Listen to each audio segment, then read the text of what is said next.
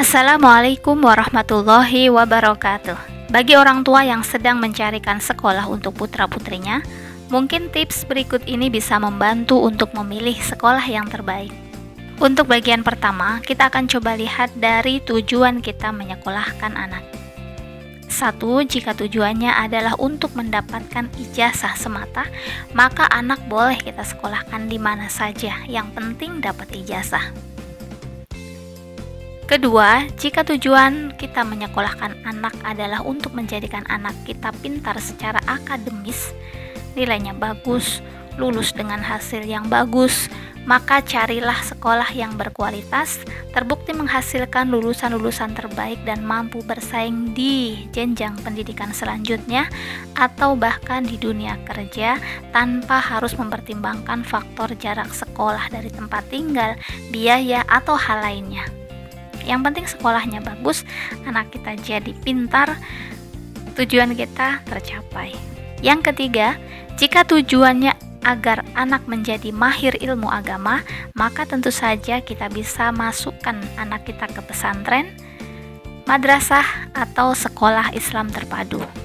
Dalam hal ini ada yang tidak boleh kita lupa, bahwa beberapa pesantren itu memberlakukan kurikulum dengan fokus yang berbeda-beda. Ada pesantren yang fokus ke hafalan Al-Quran atau program tahfidz, kemudian hadis, kitab kuning, nahwu, shorob, atau bidang lainnya. Begitu juga dengan sekolah Islam terpadu. Beberapa sekolah punya fokus yang berbeda-beda, ada yang ke tahsin, tahfidz, ada yang fokus ke pembentukan karakter anak atau memadukan kedua-duanya. Sama halnya dengan madrasah. Biasanya madrasah juga memiliki kekhasan tersendiri. Jadi bisa disesuaikan dengan tujuan kita menyekolahkan anak-anak kita, pengen anak kita bagaimana sih?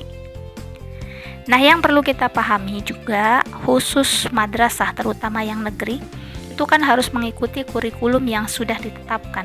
Jadi terkadang madrasah negeri itu kesulitan untuk mengadakan program-program tambahan seperti tahsin dan tahfidz. Bukan soal SDM kualitas pengajarnya atau apa, tetapi karena waktu yang tersedia sudah habis untuk menyelesaikan kurikulum wajib tersebut. Kalaupun ada waktu tambahan di luar jam belajar wajib, maka biasanya anak-anak sudah dalam kondisi yang capek, yang lelah dengan materi kurikulum wajib yang sudah cukup banyak, dan akhirnya kurang bisa maksimal untuk mengikuti program tambahan tersebut. Makanya ada beberapa madrasah negeri yang coba mengadakan program tambahan seperti tahfidz, tahsin, tetapi hasilnya biasanya tidak maksimal. Makanya jangan heran kalau ada salah seorang wali murid di madrasah negeri yang bertanya ke saya, kok anak saya sekolah di madrasah, sekolah agama, hafalannya nggak bertambah tapi malah lupa sama yang dulu sudah dihafal. Nah, itu mungkin salah satu penyebabnya adalah karena madrasah tersebut hanya melaksanakan program kurikulum dari pemerintah secara umum, yaitu dengan tambahan pelajaran PAI sebanyak 4 mapel ya, akidah, akhlak, Al-Quran, hadis, fikih, dan SKI, lalu satu lagi pelajaran bahasa Arab. Jadi tidak ada tambahan program hafalan atau tahfidz. Makanya walaupun judulnya madrasah atau sekolah Islam yang banyak muatan agamanya, tetapi tidak bisa menjamin anaknya banyak hafalannya ataupun bertambah. Tips yang keempat, terakhir ya, dalam hal dilihat dari tujuan kita menyekolahkan anak adalah jika kita berharap anak kita menjadi sempurna dan mendapatkan semua yang kita harapkan, misalnya mendapatkan ijazah, pintar secara akademik, banyak hafalan Al-Quran, hadisnya juga banyak yang hafal, bagus karakternya, kepribadiannya gitu, terbentuk dengan bagus, dan nantinya mudah mendapatkan pekerjaan misalnya, maka rasanya sangat sulit.